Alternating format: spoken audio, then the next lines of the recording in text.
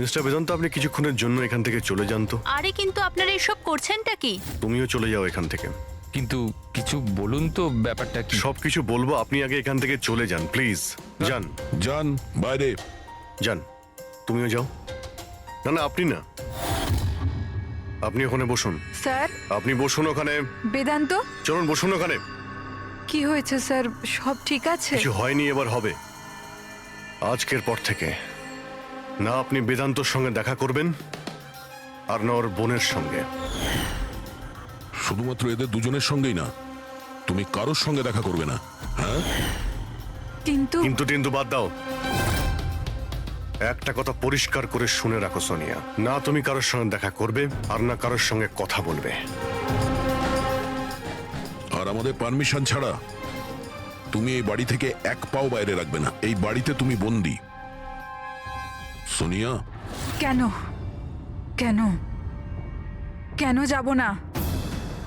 যাব, নিশ্চয়ই যাব। যাব।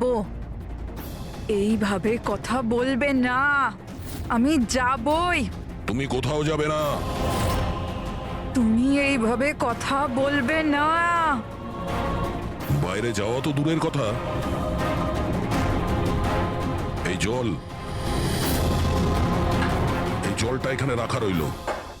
আমাদের পারমিশন ছাড়া তুমি এই জলটাও খেতে পারবো না, বুঝেছো?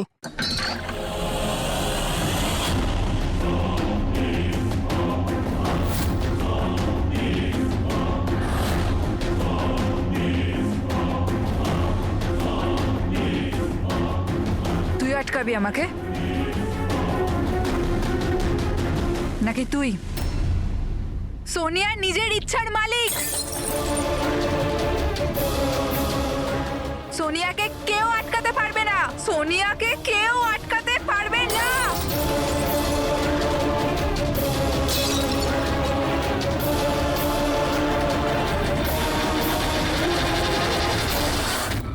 কাউকে ছাড়বো না, কাউকে ছাড়বো না আমি। ছাড়ো, ছাড়ো, ছাড়ো। এদিকে চুপ করে বসো। না, না, কিচ্ছু করতে পারবে না তোমরা, কিচ্ছু করতে পারবে না। সোনিয়া থাকতে দিয়ার কেউ কিচ্ছু করতে পারবে না, কিচ্ছু করতে পারবে না।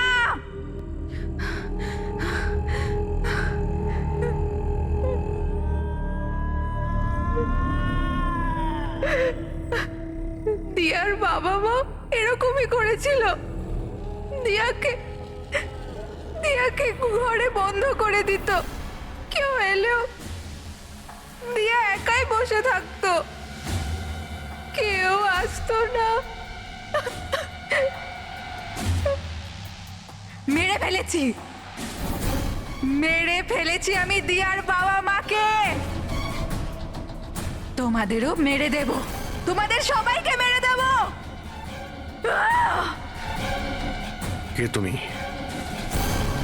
তোমার আসল পরিচয় কি?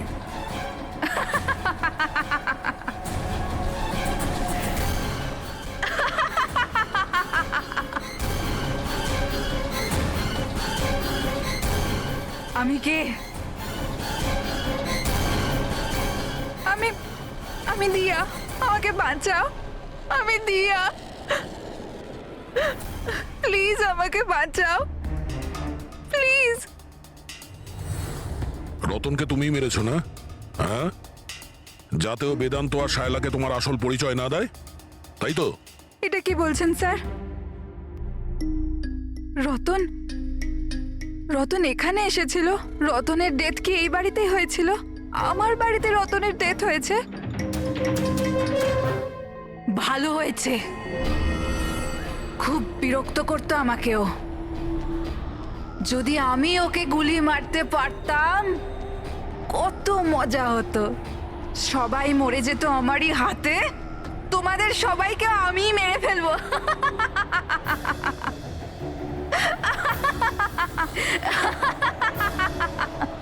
খোলো আমাকে, আমি বলে দিচ্ছি, আমাকে খুলে দাও, না হলে তোমাদের সবাইকে মেরে ফেলবো।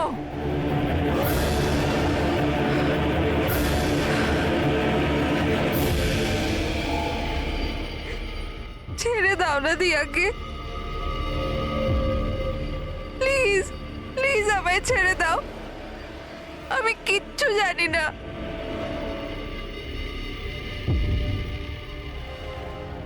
বেদান্ত, বেদান্ত, বেদান্ত, তুমি কোথায় গেলে? বেদান্ত কোথায়?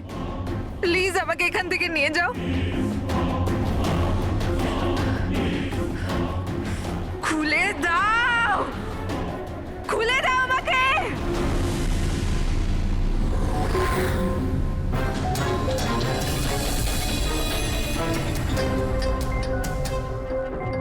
এই হচ্ছে সেই বন্দুক যেটা থেকে গুলি করা হয়েছে।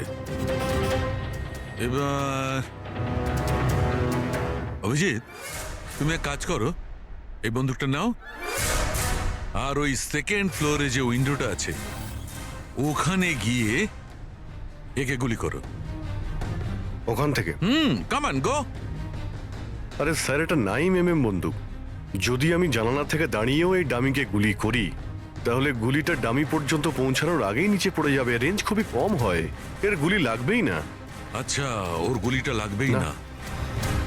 ওকে, এর গুলিটা যদি ওখান থেকে না লাগে তাহলে দয়া দয়া তুমি এক কাজ করো, তুমি এখান থেকে 7-8 ফুট দূর থেকে একে গুলি করো। Come on.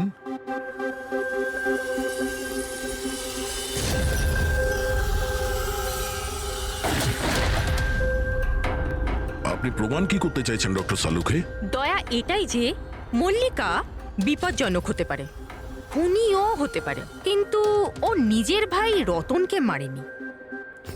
কি বেসিসে তুমি এটা বললে? আমি বলছি, দয়া যখন তুমি একে গুলি মেরেছো এই গুলিটা সিধে এখানে গিয়ে লেগেছে এর খুলিতে নিচের দিকে। হ্যাঁ, যদি এই গুলিটা সেকেন্ড ফ্লোর থেকে ছোঁড়া হতো তাহলে অভিজিৎ যেমন বলেছে ওই গুলিটা এখানে সে পৌঁছতোই না, নিচে পড়ে যেত। আর মনে করো যদি ওটা খুব পাওয়ারফুল গান হয়, গুলি একে লেগেও যায়, তাহলে গুলিটা এর ওপর থেকে নিচের দিকে লাগতো, কারণ গুলিটা এইভাবে আসতো এই ওপর থেকে নিচের দিকে। কিন্তু আমি যে ক্ষতটা পেয়েছি ওটা একদম সিধে গেছে, সিধে। সেই জন্য মল্লিকা এই গুলিটা চালায়নি। স্যার, কিন্তু যদি মল্লিকা গুলি না চালায় তাহলে কে চালালো? এই গুলিটা যেই চালিয়ে থাকুক ও এখানেই ছিল, এই গ্রাউন্ড ফ্লোরে, এরই আশেপাশে। তার মানে স্যার ও পার্টিতে উপস্থিত ছিল, আর যখন পার্টিতে ছিল তাহলে পার্টির জামা কাপড় পরেছিল। আর যদিও গুলি চালিয়েই থাকে তাহলে ওর কাপড়ে গান পাউডারও থাকবে। কারেক্ট। বেদান্তর বন্ধু মল্লিকা আর ওর ননদ আর ওই যে দুজন নকল রিপোর্টার ছিল না, ওদের সবার ড্রেস নিয়ে আসো, ওদের না জানিয়ে।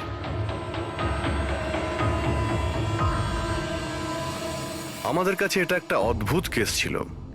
শুরুতে আমরা বুঝতেই পারছিলাম না যে খুনি আসলে কে, কিন্তু কথায় আছে না, সত্য কোনোদিনও গোপন থাকে না। ও মল্লিকাকে হুমকি দিয়েছিল, ভয় দেখিয়েছিল, এটা সত্যি। আর 1 বছর আগে মল্লিকা ওর বাবা মাকে খুন করেছিল, এটাও সত্যি। কিন্তু মল্লিকার ভাইয়ের খুন না মল্লিকা করেছে আর না নৌকো চালক করেছে। রতনের খুন সেই করেছে যে রতনের খুব কাছে দাঁড়িয়েছিল, একদম কাছে। আর সে শুরু থেকেই আমাদের চক্রব্যূহতে ফাঁসিয়ে রেখে দিয়েছিল, আর আমরা ঘুরেই যাচ্ছিলাম। শেষ পর্যন্ত সে তারই চক্রব্যূহতে ফেসে যায়। ও আমাদের অনেক মিথ্যে কথা বলেছে, অনেক মিথ্যে, কিন্তু সত্যি বেশি দিন গোপন থাকে না। বেদান্ত, তুমি আমাদের অনেক মিথ্যে বলেছ, কিন্তু তোমার এই ড্রেস সত্যিটা বলে দিয়েছে। আমরা তোমার জামার থেকে গান পাউডার পেয়েছি।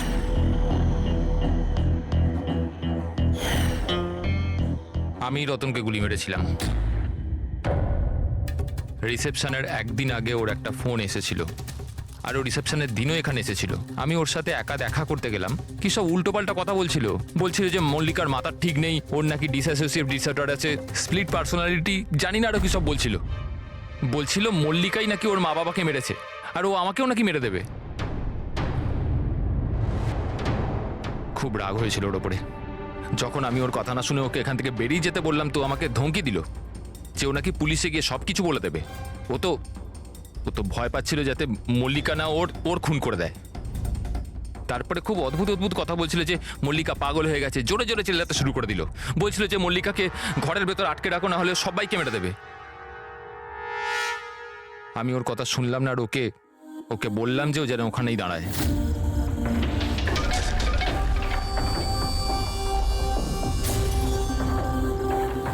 ওকে আমি নিজের প্রাণের থেকেও বেশি ভালোবাসি। আর ওই রতন, আরে এই রতন ওকে পাগল বলছিল, ওকে জেলে পাঠাতে চাইছিল। সবকিছু শেষ হয়ে যেত, মল্লিকার জীবন, আমার ইমেজ, এই সব কিছু শেষ হয়ে যেত। সেটা তো মিস্টার বেদান্ত ধরে নাও শেষ হয়েই গিয়েছে। আর তুমি এটা কি করে ভাবলে যে তুমি কারো খুন করে দেবে আর তোমার জীবন আর ইমেজ ঠিক থাকবে? হ্যাঁ,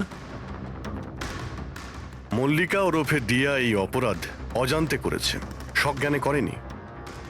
কিন্তু তুমি সবকিছু জেনে এই অপরাধ করেছ। সেই জন্য মল্লিকা যাবে অ্যাসাইলামে।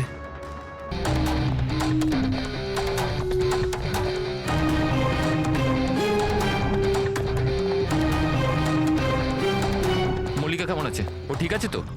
দেখুন প্লিজ ওর খেয়াল রাখুন। আমি আমি এক্ষুনি হসপিটাল পৌঁছচ্ছি। হ্যাঁ হ্যাঁ, এক্ষুনি কিছুক্ষণের মধ্যেই আসছি। ওকে ওকে, থ্যাংক ইউ। আচ্ছা, আপনি কি ফোন করেছিলেন? হ্যাঁ হ্যাঁ, আমি ফোন করেছিলাম। এই ভদ্রলোক এখানে, জানি না কেউ এই বেচারাকে। আপনি এনাকে চেনেন? না স্যার, আমি তো ওকে চিনি না। কিন্তু দেখুন স্যার, আপনি বলেছিলেন যতক্ষণ না আপনি আসেন আমি এখানেই থাকি। তো আমি ছিলাম। এবার আমার হসপিটালে যেতে দিন, আমার ওয়াইফ হসপিটালে ভর্তি। গুলি সোজা মাথায় লেগেছে, মনে হচ্ছে এখনো ভেতরেই আছে। এর স্কাল্প আর নাক খুব বাজেভাবে ভেঙে গেছে।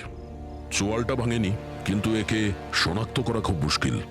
মুখ একদম নষ্ট হয়ে গেছে, ফেসটা রিকনস্ট্রাকশন করতে হবে। স্যার প্লিজ আমাকে হসপিটাল যেতে দিন। দেখুন, সরি, আমরা আপনার অবস্থা বুঝতে পারছি, কিন্তু এখানে কি হয়েছিল সেটা না জেনে আপনাকে যেতে দিতে পারছি না। Sir, please sir. দেখুন, আমি জানি যে আপনি এই লোকটাকে চেনেন না, কিন্তু এর মৃত্যু আপনার কম্পাউন্ডে, আপনার বাড়িতেই হয়েছে। এটা কোনো কোইন্সিডেন্স তো হতে পারে না, কিছু তো ব্যাপার আছে। দেখো তো আশেপাশে কোনো বন্দুক পাও কিনা। স্যার,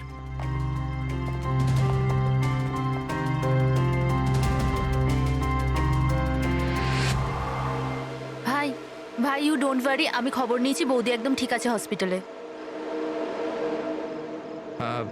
স্যার, এ আমার বোন শায়লা। রিসেপশনের পুরো ফাংশনটা এই অর্গানাইজ করেছিল। হ্যাঁ স্যার, আমরা সবাই ফাংশনে বিজি ছিলাম, তখনই গুলি চালানোর আওয়াজ শুনতে পেলাম আমরা। তার আগে কি কি হয়েছিল আমি আপনাকে বলছি। স্যার, 2 দিন আগেই আমার বিয়ে হয়েছে মল্লিকার সাথে, আর আজকে ছিল রিসেপশন। সবকিছু ঠিকঠাক চলছিল।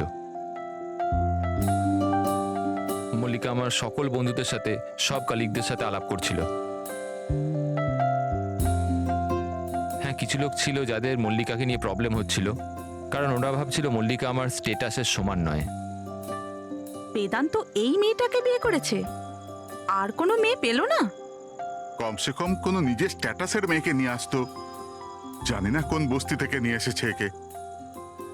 আই এম শিওর যে এই একে ফাঁসিয়েছে। কিন্তু আমার এইসব কথায় না তো কোনো সমস্যা হয়েছে, না তো হবে। হঠাৎ আমি দুজনকে পার্টিতে আসতে দেখলাম, একটা লোক এবং একজন মহিলা, হাতে ক্যামেরা, গলায় আইডি কার্ড। আমি ভাবলাম হবে হয়তো কোনো রিপোর্টার।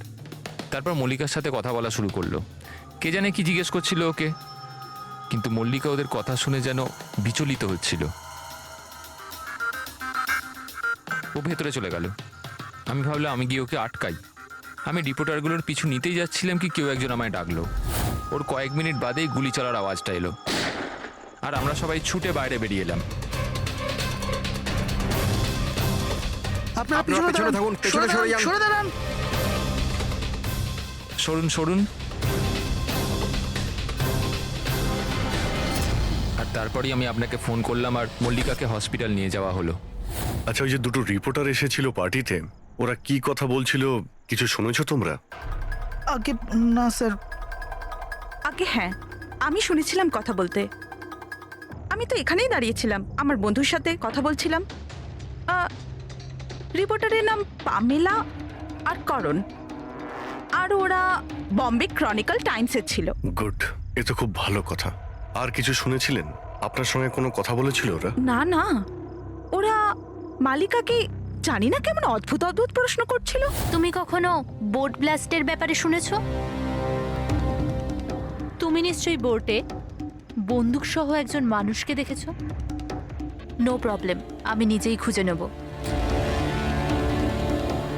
বেচারি মালিকা খুব ঘাবড়ে গেছিল আর ভেতরে চলে গেল। আর কিছুক্ষণ পরে গুলির আওয়াজ পাওয়া গেল।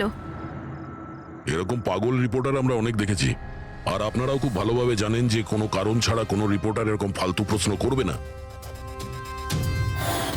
তো তোমার কি মনে হচ্ছে ওরা দুজন কোনো রিপোর্টার ছিল না? হতে পারে। ওরা যখন ভিতরে ঢুকেছিল তখন তোমরা গেটের সামনে ডিউটি করছিলে, তো ওদের দেখেছিলে তোমরা? গেটের বাইরে সিসিটিভি ক্যামেরা লাগানো আছে, নিশ্চয়ই ভেতরে আসলে দেখা যাবে। স্যার ওদের এন্ট্রি রেজিস্টারেও আছে, যদি আপনি বলেন তো নিয়ে আসবো। এতে বলার কি আছে, তাড়াতাড়ি গিয়ে নিয়ে এসো, যাও তাড়াতাড়ি। অভিজিৎ, এই লোকটার পকেটে না কোনো আইডি আছে না কোনো মোবাইল আছে, পকেট খালি।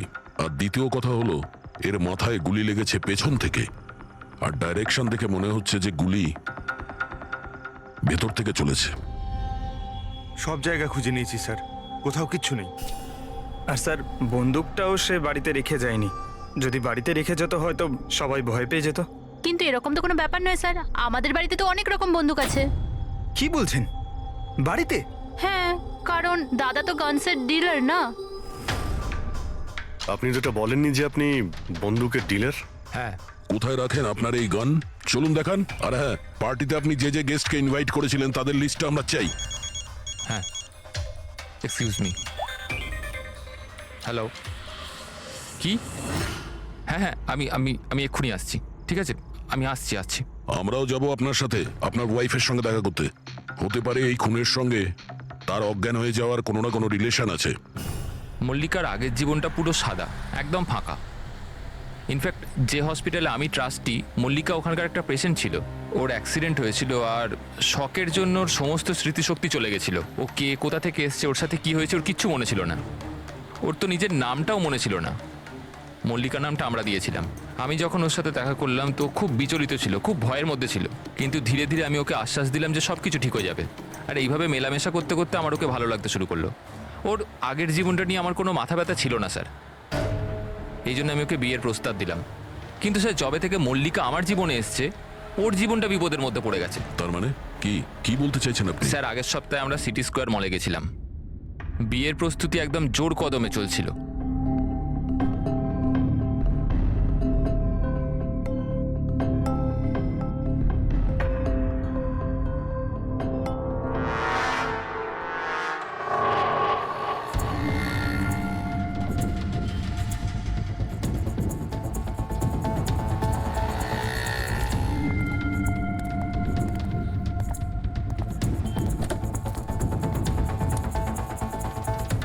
ম্যাডাম, মনে হচ্ছে আমি আপনাকে আগে কোথাও দেখেছি। আমায়? চিনতে পারলেন না আমাকে? না, আমি চিনি না আপনাকে। কি বলছেন চিনতে পারলেন না? এই দেখুন পোড়া মুখ, বোট, কিছু মনে পড়ছে না আপনার? না সরি, আমি আপনাকে চিনি না। কি বলছেন আপনি চিনতে পারছেন না? আমি জানি তো আপনি দিয়া ম্যাডাম, তাই না? আপনার কিছু ভুল হচ্ছে, আমার নাম মল্লিকা। আরে আপনি দিয়া ম্যাডাম তো।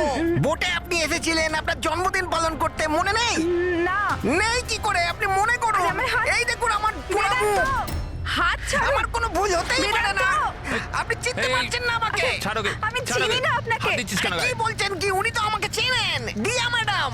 এনার জন্যই আমার মুখটা পুড়ে গেছে, এখন আমাকে চিনতেই অস্বীকার করছে। তুই এখান থেকে বেরো, না হলে কিন্তু আমি পুলিশকে ডাকবো। আরে পুলিশ! আরে পুলিশ! এই, দাঁড়া, দাঁড়া। পুলিশকে ডাকবে ও। কিছু হয়নি, ইটস অল রাইট। চলো তুমি গাড়িতে বসো। সেই লোকটা আর কোনোদিন সামনে এসেছিল? না স্যার, কিন্তু ওর দুদিন পরে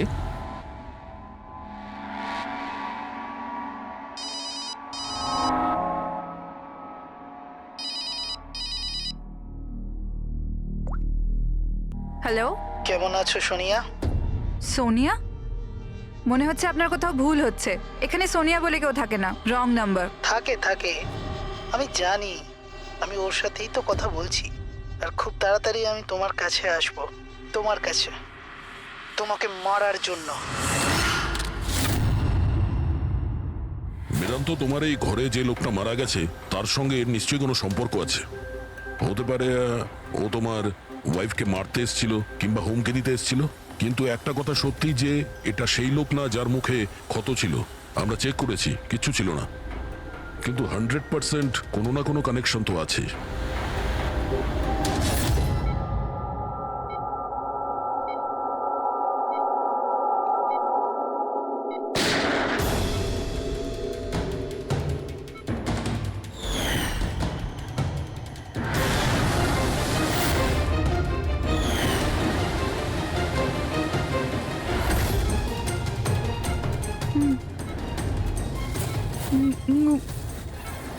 গুলি গুলি না না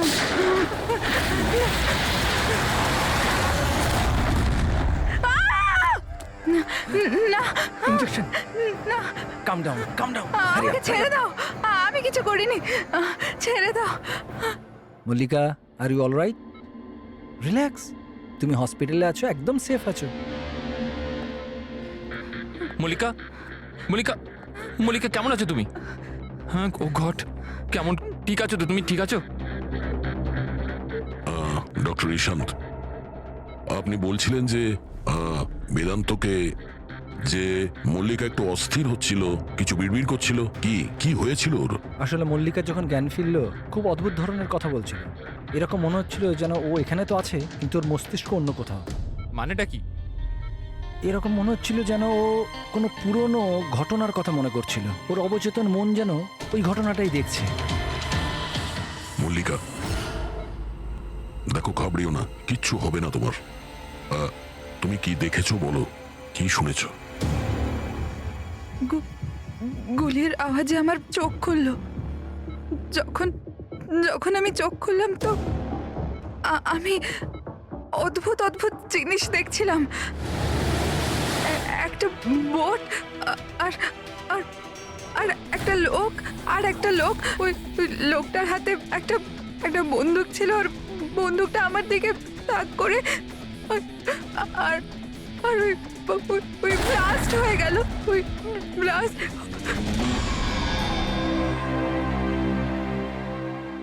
ডাক্তারবাবু, এমনটা তো নয় যে মেডিকেশনের জন্য ওর হ্যালুসিনেশন হচ্ছে, কারণ আমি কখনো ওকে কোনো বোটে নিয়েই যাইনি, তো জানি না, বুঝতে পারছি না তো আমি কিছু। ভালো হতে পারে যে তোমার সঙ্গে দেখা হওয়ার আগে কোনো বোটে গেছিল। হ্যাঁ, তবে তুমি তো বলেছিলে না যে তুমি যখন ওর সঙ্গে দেখা করেছিলে ওর আগের জীবনের কথা কিছু মনেই ছিল না?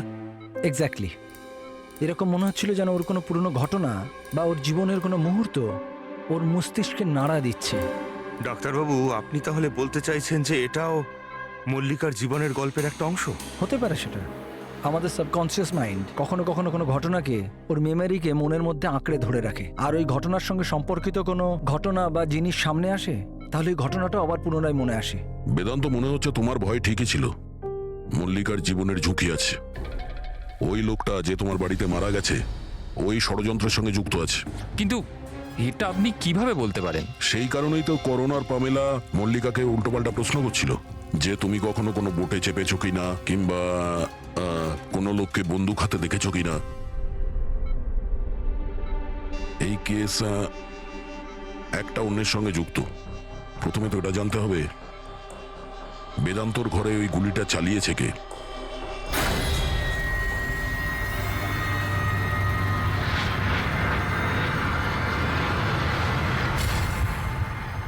স্যার, এগুলো লিগ্যাল ডকুমেন্ট আর লাইসেন্স সব আমাদের কাছে আছে। আচ্ছা, এখানে এই রুমে কারা কারা আসতে পারে? এখানে বেদান্ত স্যার, মল্লিকা বৌদি আর শায়লা ম্যাডাম ওনার বন্ধু আসতে পারে। অদ্ভুত তো, এখানে তো সবাই আসতে পারে।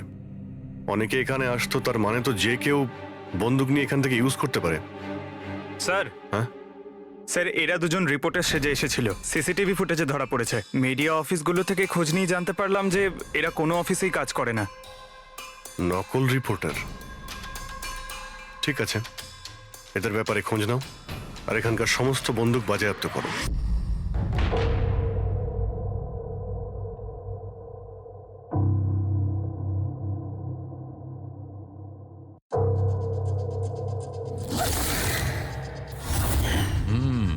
থ্যাংক গড এর চোয়ালের হাড়গুলো আর চিক বোনটা ঠিক আছে, নাহলে মুখটা তৈরি করা খুব মুশকিল হয়ে যেত। বেশিরভাগ খুলিটা তো ভেঙে চৌচির হয়ে গেছে। যাই হোক, এই হাড়গুলো দিয়ে তো মুখটা বানানো যেতে পারে।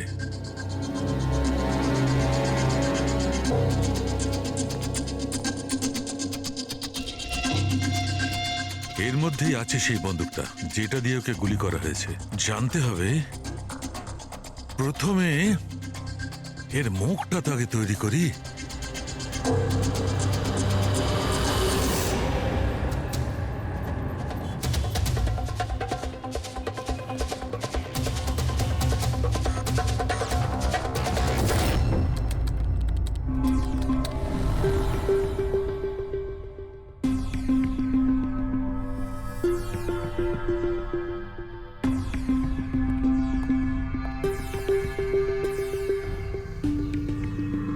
মল্লিকার কাছে যে সোনিয়ার নাম করে হুমকি দেওয়া ফোন আসছিল সেটা পিসিও থেকে আসছিল, সেখান থেকে খুঁজে বের করা খুব মুশকিল। আর এই লোকটা মানে অর্ধেক পুড়ে যাওয়া লোকটা যে ওকে ভয় দেখাচ্ছিল, এর কোনো ক্রিমিনাল রেকর্ডও নেই।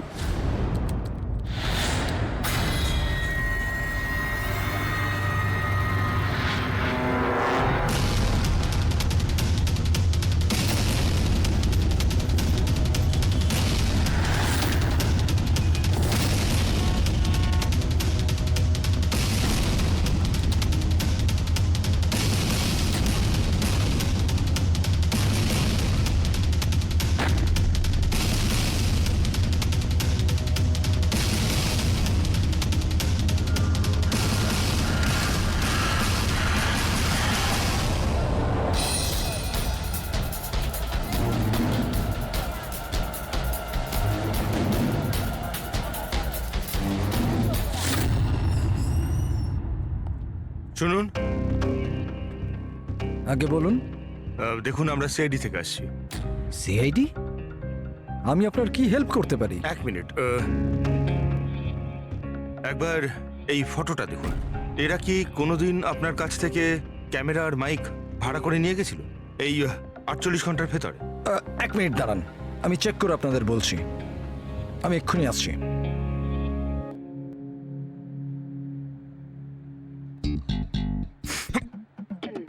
কি হয়েছে? আরে ধরিস না, খারাপ হয়েছে। কিচ্ছু হবে না। আরে ওগুলো তো দেওয়ালে এমনি টাঙানো রয়েছে। কি ফ্রেডি স্যার? আগে হ্যাঁ, এ করণ আর পামেলা এরা 48 ঘন্টা আগে আমাদের এখান থেকেই মাইক আর ক্যামেরা ভাড়া করেছিল।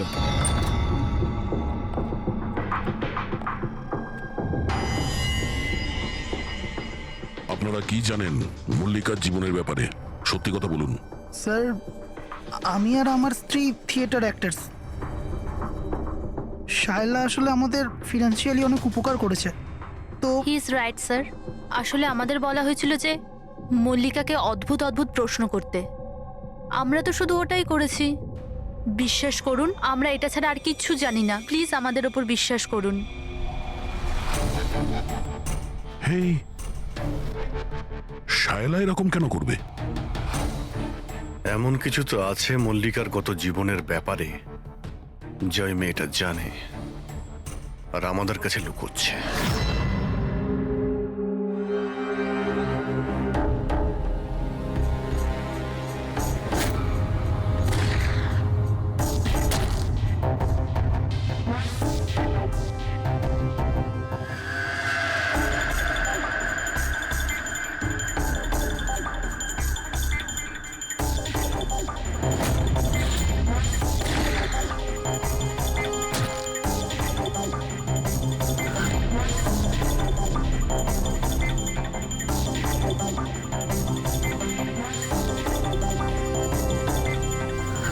তাহলে এইটা হচ্ছে ওর মুখ।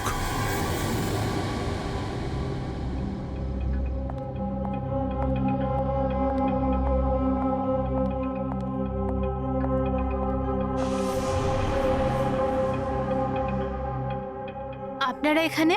দাদা বৌদি তো নেই বাড়িতে, ওরা হসপিটালে গেছে চেক আপের জন্য। হ্যাঁ, সেটা আমরা জানি। ওনাদের সাথে নয়, আমরা তোমার সাথে কথা বলতে চাই। আমার সাথে? একে চেনো? না স্যার।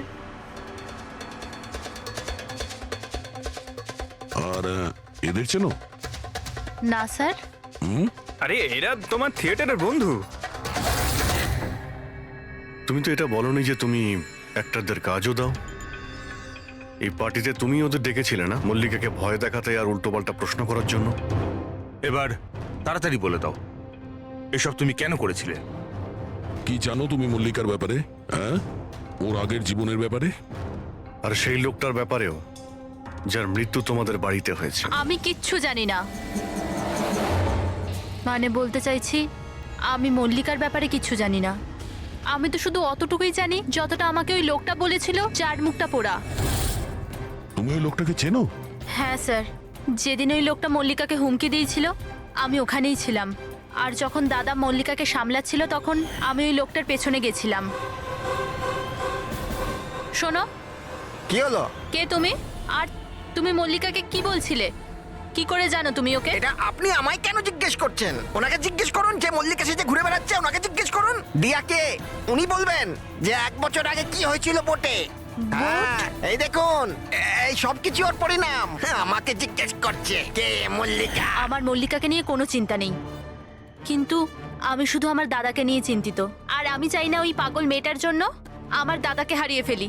স্যার, এর থেকে বেশি আমি কিচ্ছু জানি না, সত্যি বলছি। স্যার, তার মানে এটা তো ডেড এন্ড। ঠিক আছে, আপনি যান। এখন তো একটাই রাস্তা আছে।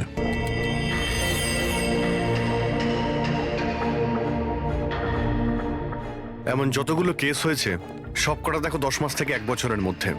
এই সময় বেদান্তর সঙ্গে মল্লিকার দেখা হয়েছিল হসপিটালে। ওকে? Yes sir. একবার যদি বোটে ব্লাস্টের ব্যাপারটা পরিষ্কার হয়ে যায় তাহলেই তদন্ত এগোনো যাবে। স্যার, হ্যাঁ, পেয়ে গেছি। এই দেখুন, 2016 নভেম্বরে একটা বোট ব্লাস্ট হয়েছিল কেরালায়।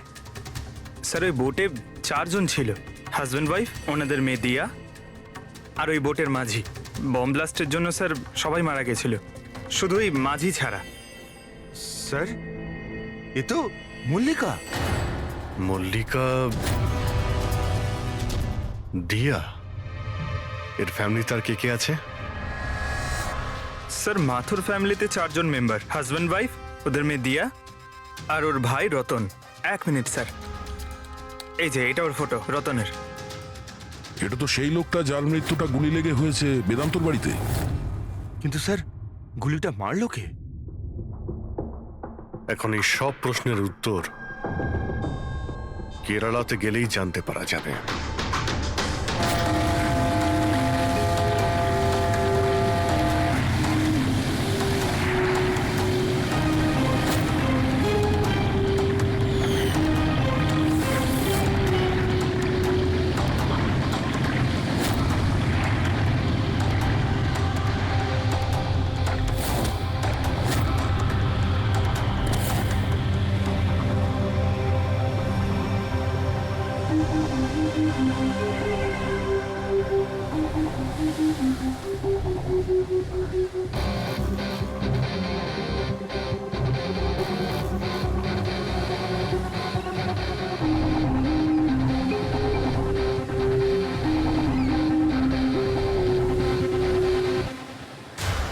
এই জালটাকে ভালো করে ধুতে হবে। সুব্রমণিয়াম, ভালো করে দড়ি দিয়ে বাঁধো। আগে আপনি সুব্রমণিয়াম? হ্যাঁ। সিআইডি, মুম্বাই। 1 বছর আগে ডিসেম্বর 2016-তে আপনার বোটে ব্লাস্ট হয়েছিল, সেই ব্যাপারে জানতে এসেছি। তাতে একজন পুরুষ আর একজন মহিলা মারা গেছিল, আর ওর মেয়েটা হারিয়ে যায়। আপনার বোটের মাঝিও তো ছিল ওতে। মাঝি? হ্যাঁ, আপনার বোটের মাঝি তো ওই বোটেই ছিল। হ্যাঁ স্যার, মাঝিও ছিল। প্রচুর লোকসান হয়ে গিয়েছিল আমার। 3 জন লোকের ফ্যামিলি এসেছিল, ভাড়া নিয়েছিল আমার নৌকোটাকে। ওদের ওই আইল্যান্ডে যাওয়ার কথা ছিল, নিজের বাংলোতে। স্যার, হঠাৎ ব্লাস্ট হয়ে গেল, সব শেষ। আমার নৌকোটাও, আমার মাঝিটাও, ও বেচারাও খুব কষ্ট পেয়েছিল। অর্ধেক মুখ জ্বলে গিয়েছিল ওর। আচ্ছা, এই কান্তকে এখন কোথায় পাওয়া যাবে? এখন বলতে পারবো না স্যার, আমি জানি না ও কোথায় থাকে এখন।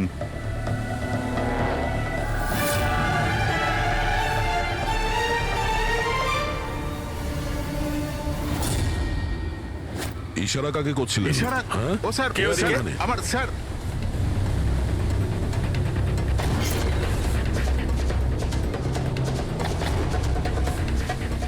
এই, এই, এই, এই, দাঁড়া।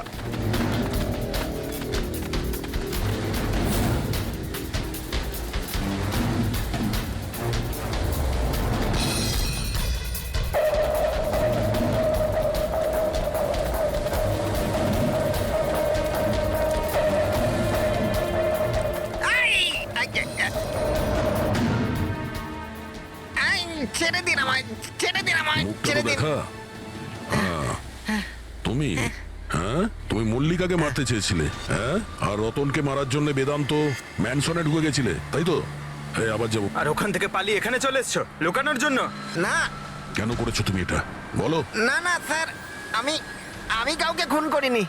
আমি লুকানোর জন্য পালাচ্ছি না, আমার প্রাণ বাঁচানোর জন্য পালাচ্ছিলাম। আচ্ছা, রতন মরে যাওয়ার পর আমাকে এখানে আসতেই হলো।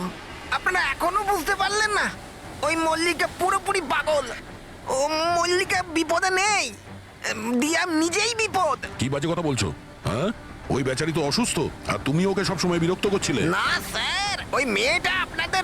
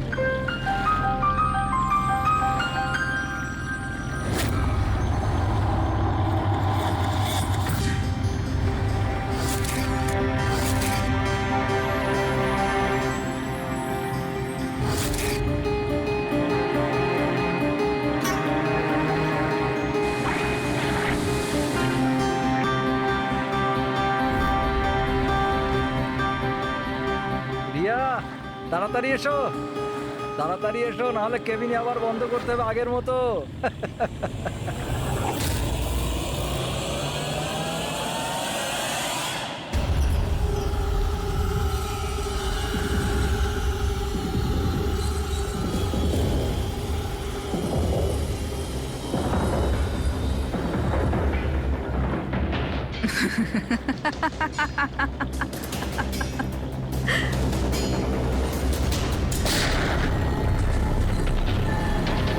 এটা আপনি কি করলেন? নিজের বাবা মাকে মেরে ফেললেন। দিয়া ম্যাডাম, এটা আপনি কি করলেন? কে দিয়া ম্যাম? আমার নাম সোনিয়া। সোনিয়া দুজনকে কোনোদিন ছাড়ে না। এক, যে ওকে ঘরে বন্দি করে। দ্বিতীয়, যে ওকে খারাপ কাজ করতে দেখে আমাকে নেয়। মারবেন না।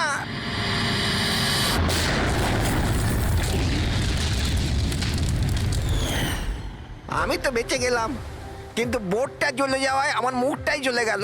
তারপর আমি রতনের সাথে দেখা করতে যাই, যে এই বোটের বুকিং করেছিল। ও বলল কাউকে এটা বলতে না, যে একটা বড় দুর্ঘটনায় ওদের পুরো ফ্যামিলিটাই শেষ হয়ে গেছে। খুব বড় লোক ওরা, অনেক বদনাম হবে ওদের, এই জন্য বলিনি আমি। কিন্তু এটা কার জন্য হলো? ওই মাথুর বাবুর মেয়ে দিয়া, ওর পাগলামির জন্য। পাগলামো? হ্যাঁ, দিয়া, যাকে আপনারা মল্লিকা ভাবেন না, ওর দ্বিতীয় রূপ সোনিয়া। ওর ভেতরে একটা ভয়ঙ্কর পাগল খুনি বাস করছে। স্যার, তার মানে স্প্লিট পার্সোনালিটি? যদি এ সত্যি কথাই বলে, তাহলে তো আমাদের আগে এটা জানতে হবে যে দিয়ার ভেতরে সোনিয়া ও রতনের খুন করেছে কিনা। আর যদি করে থাকে, তাহলে দিয়ার ভেতরে সোনিয়াকে যে কোনোভাবেই জাগাতে হবে।